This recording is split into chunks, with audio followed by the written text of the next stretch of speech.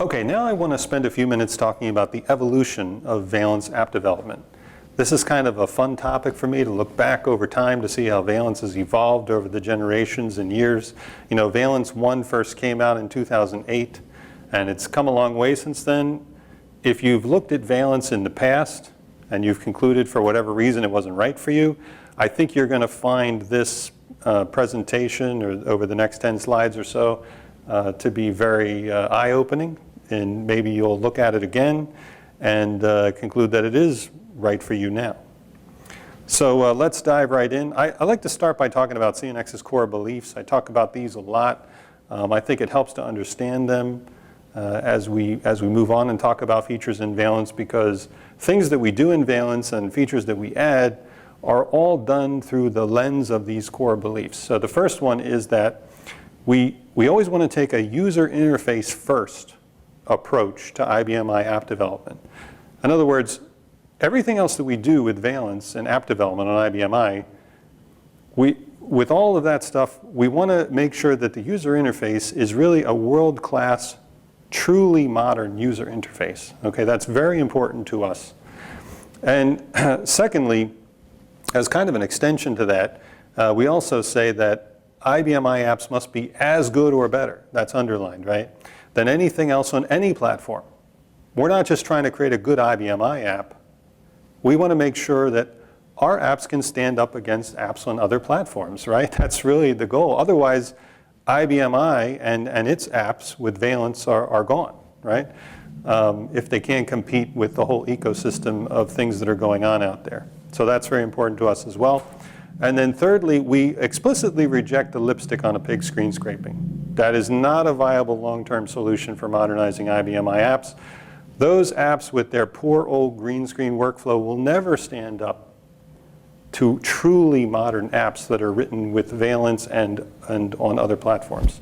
So we're starting there with the core beliefs. And now I want to talk about the generations of Valence. So I break them down into three generations, right, where major change has occurred in three different times in the Valence past. So that really separates the generations. So the first generation would be from the years 2008 to 2011 with Valence 1 through 3. And then when we released Valence 3.1, that was really a huge change. So we call that the second generation. That goes another 4 years from 2012 to 2015. And now we're in the third generation. Beginning with the release of Valence 5.0 in 2016, that was another major change. So I'll talk about each one of these generations and what was interesting about them. So the first generation, yes, I was so excited when we created Valence 1.0.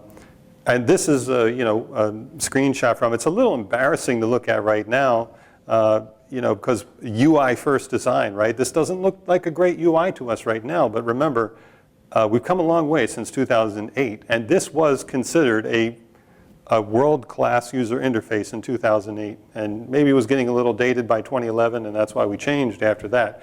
But this is what it looked like in the first generation. And the thing about it is you remember the CNX core beliefs. Well, this Valence 1 met those core beliefs, right? It was a UI-first approach to developing apps. But there was a problem in that first generation. You could make awesome apps, but there was a really long learning curve for success, right? You had to learn XJS. For IBMI developers, that was difficult, and sort of still is today. It just took a long time to be successful. And we had something called Nitro Autocode was introduced in the first generation. We still have that today. But that can really handle only about 5% of app development requirements.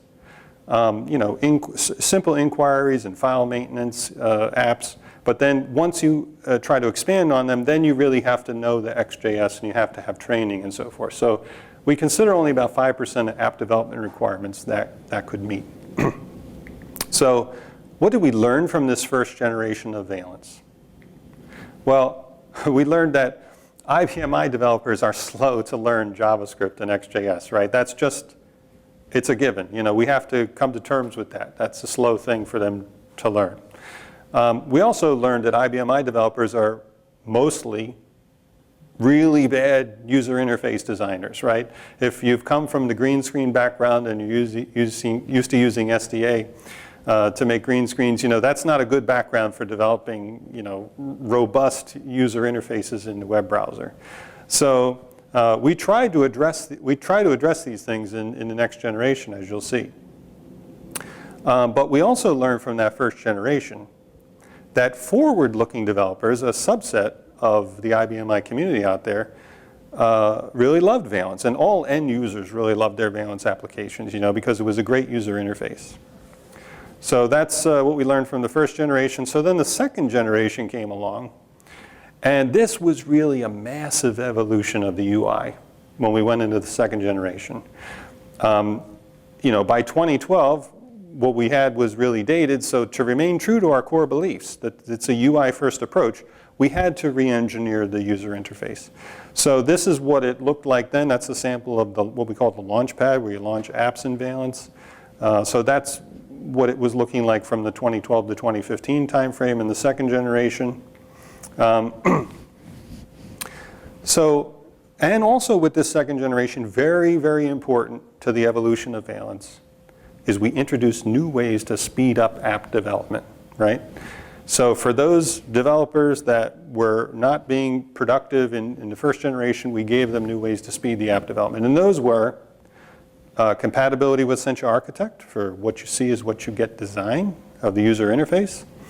And also we introduced a very, very important feature, especially to the third generation, NitroQuery App Builder, right?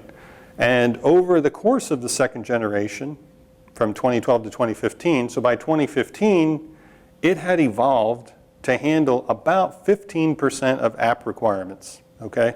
So about 15% on average of all the customers we dealt with in the second generation, about 15% of those requirements could be handled strictly with the NitroQuery App Builder.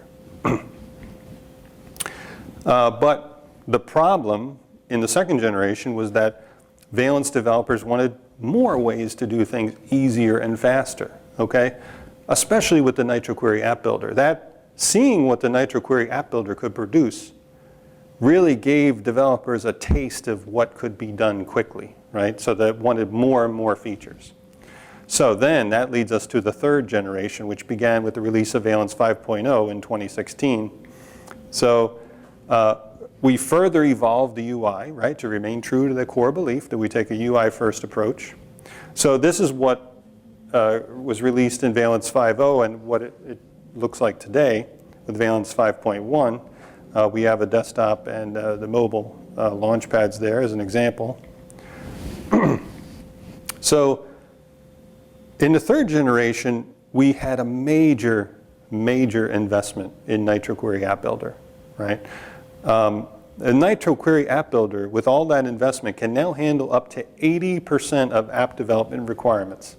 Now, I put 80 there, but depending on the end customer, it's somewhere between 50 to 80. That's why I say up to 80. So depending on what individual customers are doing that we're working with the latest version of Valence, NitroQuery App Builder can handle about 80% of those requirements, okay? So this is looking at it on a graph, right, between the three different generations. Generation 1, we didn't have NitroQuery App Builder, so you did no apps there. Second generation, about 15%. Third generation, look at that, 80% of applications. So if you looked at Valence before in generation 1 or 2, you'd be like, wow, this could be a long learning curve, difficult. Gen 3, you can really do a lot with NitroQuery App Builder inside Valence.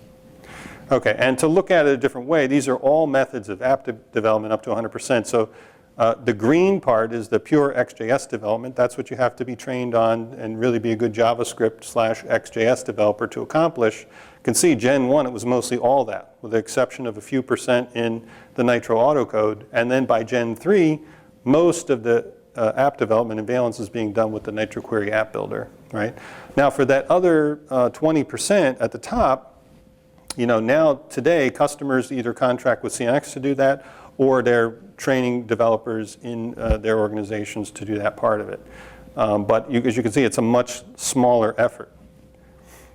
To summarize, basically, why you should focus on NitroQuery App Builder should be obvious, but you can build apps quickly on day one, right? So in other words, you install Valence today, you're building apps with NitroQuery App Builder today.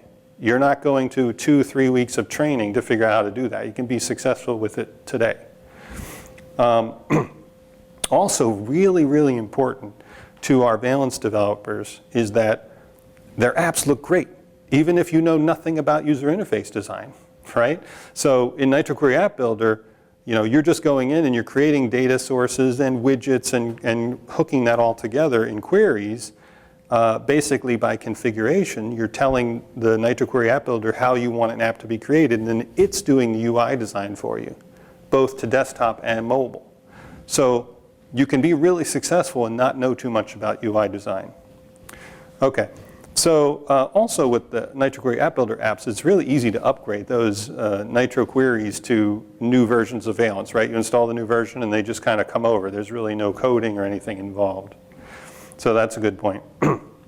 And I just want to finally, this is the last slide, and I just want to really strongly reiterate that the NitroQuery App Builder is the most valuable feature in Valence, because when you look at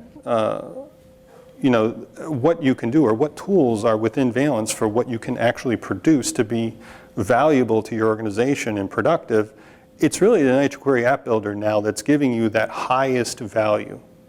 So you should spend a lot of time working with it and put the effort into doing these Nitro queries, because that's what's going to give you your best value.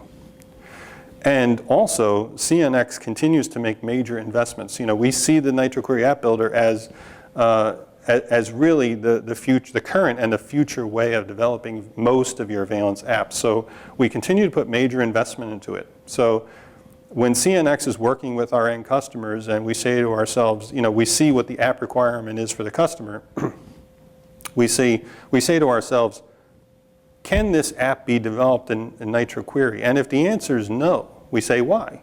What are the features that are missing? And in many cases, we will add those features to NitroQuery.